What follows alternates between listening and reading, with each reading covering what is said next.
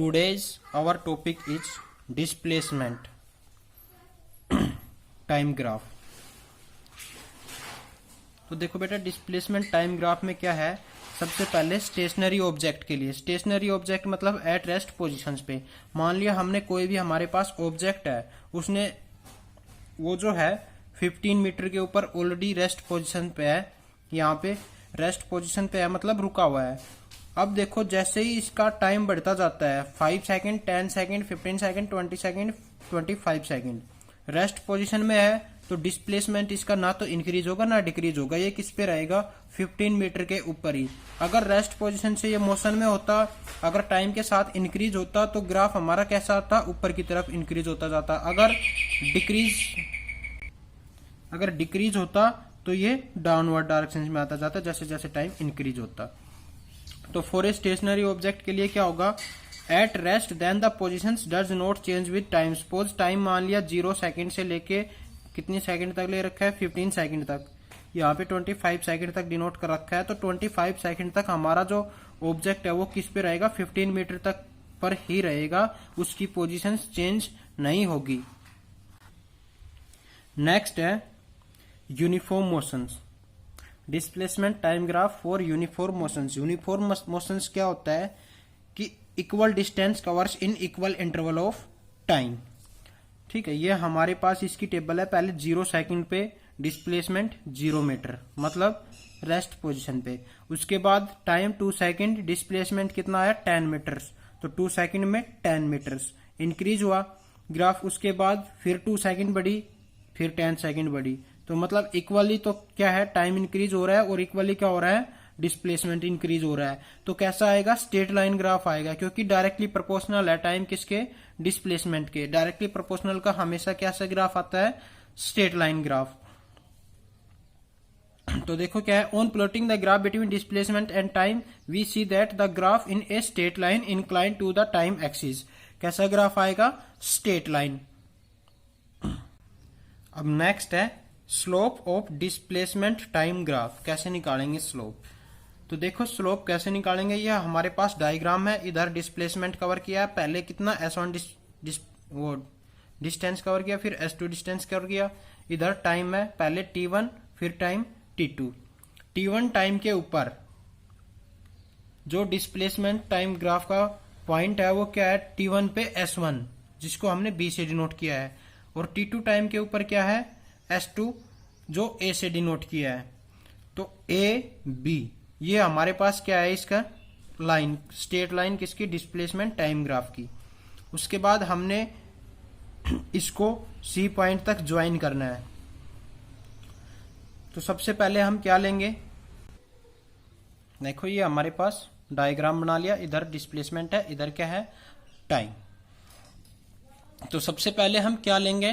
Consider the 2 points A B. ठीक है, A B हमने 2 पॉइंट ले लिए किसके ऊपर? डिस्प्लेसमेंट टाइम ग्राफ के ऊपर। By A in a uniform motions. Uniform motions मतलब कैसे ग्राफ आएगा? Straight line graph. अब एक परपेंडिकुलर ड्रा करेंगे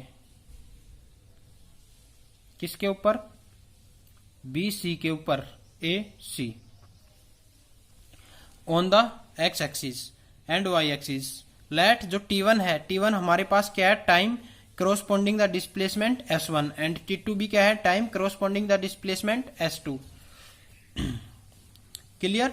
अब क्या करना है हमने? Displacement covered by the body time T2 minus T1 is. तो T2 माइनस T1 में डिस्प्लेसमेंट हमने क्या कवर किया? कितना डिस्प्लेसमेंट कवर किया? T2 माइनस T1 में ये डिस्प्लेसमेंट कवर किया AC के इक्वल। तो देखो